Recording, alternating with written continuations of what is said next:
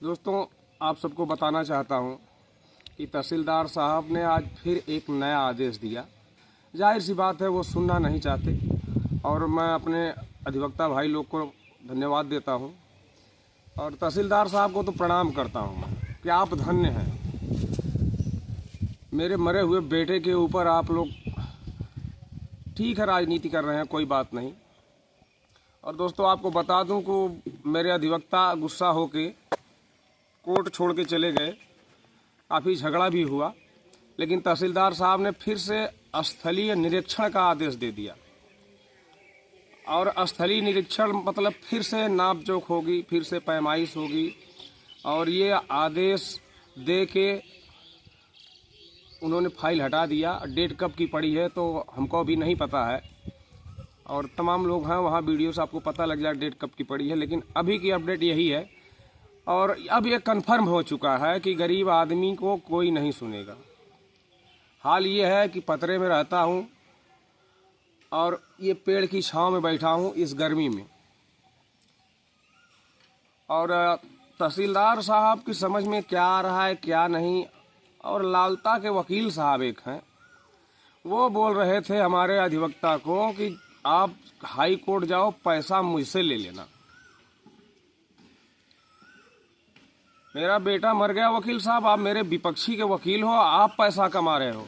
मेरे वकील साहब लोग पैसा नहीं कमा रहे हैं और आप हमको पैसा दोगे, हमारे अधिवक्ता को आप पैसा दोगे। हमारे अधिवक्ता पैसे के भूखे होते आपकी तरह ना, तो वो लालता का मुकदमा लड़ते, मेरा मुकदमा नहीं लड़ते। कमाल कर रहे हैं साहब। और मैंने आज तक कभी कुछ कहा नहीं आपको, लेकिन ये पैसे की बात जो आपने कर दी ना, तो पैसे के भूखे आप हो। हमारे अधिवक्ता को नहीं कह सकते आप कि हाई कोर्ट जाओ। मैं हाई कोर्ट जाऊंगा, चाहे जैसे जाऊंगा, आप पैसा दोगे। वाह, क्या बात है। पैसा खा रहे हो आप, इल्जाम लगा रहे दूसरे पर, आप पैसा दोगे तो मैं हाई कोर्ट जाऊंगा। और आप मामला लिंगर करवा रहे हो, एक से एक अवसर दे रहे हो, फिर से स्थलीय निरीक्षण करवा रहे हो। तहसीलदार साहब भी सब कुछ निरीक्षण करके तो गए थे, सब कुछ तो निरीक्षण करके गए थे। अब फिर से क्या निरीक्षण करवाएंगे साहब जी? कोई बात नहीं सर, आप लोगों की मर्जी, आपकी जमीन खाली करवाओ न करवाओ, आपकी मदद के लिए ही तो मैं अलग से अधिवक्ता करके बैठा हूं। मैंने कुछ अपने लिए थोड़े किया है। हाँ, अगर आप चाहते हो फिर से ऐसी घटना हो तो मत गिराइए उसका घर, वो आएगा हमको फिर मारेगा। आपको क्या फर्क पड़ता है? आप लोगों को क्या फर्क पड़ेगा? एक गरीब आदमी मर जाए, सड़ जाए, दबाया जाए, कुचला जाए, कोई सुनवाई नहीं होगी। फिर से डेट डाल दो, फिर से डेट डाल दो। हमारे घर में कोई रह ही नहीं जाएगा डेट देखने के लिए, लालता आराम से रहेंगे। मत दीजिए साहब लोग फैसला। और स्थलीय निरीक्षण तहसीलदार साहब आप ही आके करिए। लेखपाल कानून को फिर से आदेश क्यों कर दिए? आप ही कर लिए होते स्थलीय निरीक्षण आके फिर से। उस दिन भी तो आप आए हुए थे, मेरा बच्चा मरा था तब भी तो आप आए थे। क्या क्या निरीक्षण करेंगे साहब? ऐसा करिए ना, मेरा ही घर गिरा दीजिए, जो बचा है मेरा वो घर गिरा दीजिए, हम ही लोग छोड़ के भाग जाएंगे लालता का, बल्कि बनवा दीजिए आप लोग। क्या क्या निरीक्षण करेंगे और कितने दिन तक निरीक्षण करेंगे? मैं बूढ़ा बीमार आदमी, दौड़ते दौड़ते मर जाऊंगा, आप निरीक्षण करते रहेंगे। आगे मेरी लाश का भी निरीक्षण कर लीजिएगा साहब।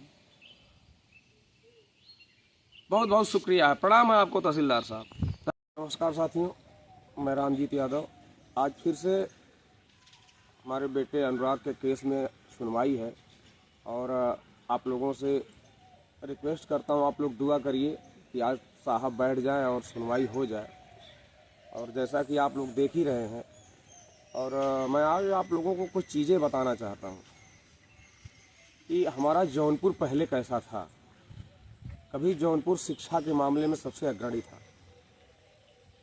शिक्षित जिला जौनपुर। लेकिन आजकल पता नहीं क्या हो गया है हमारे शहर को, आए दिन मर्डर्स हो रहे हैं और कोई ठोस कार्यवाही न होने के कारण तमाम लोग जो अपराधी हैं उनके मनोबल बढ़ रहे हैं और बहुत सारी चीज़ें हो रही हैं। अभी 2 दिन पहले किसी बुजुर्ग व्यक्ति को मार दिया गया और उसकी जांच छानबीन चल रही है।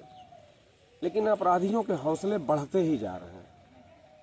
और पता नहीं क्या हो गया है कि शिक्षित जिले में इतने जानवर कहाँ से आ गए हैं, जिनकी समझ में नहीं आता कि ये धरती है, यहाँ आए हो तो इस पे एक ना एक दिन सबको मरना है। कोई कुछ लेके नहीं जाएगा, फिर क्यों किस लिए किसी की जिंदगी ले रहे हो भाई? क्या मिलता है आप लोगों को? जिसके घर का सदस्य जाता है वो तो रोता ही जिंदगी भर, लेकिन आप लोगों को भी ये समझना चाहिए कि आप लोग भी चैन से नहीं रहोगे। जिस तरह से जमीन की भूख और हवस ने लालता को दरिंदा बनाया और लालता ने अपने बेटे को दरिंदा बनाया, आज वही लालता ये ज़मीन जायदाद क्या मरने के बाद लेके जाएंगे या उनके बेटे लेके जाएंगे? सब कुछ यहीं रहेगा भाई। छोटी सी बात है, इतनी सी समझदारी पैदा कर लो। सबके पास परिवार है, जिसके घर का कोई खोता है ना, तकलीफ बहुत होती है, लेकिन उसके एक एक आंसू की कीमत लोगों की बद्दुआएं जीने नहीं देंगी।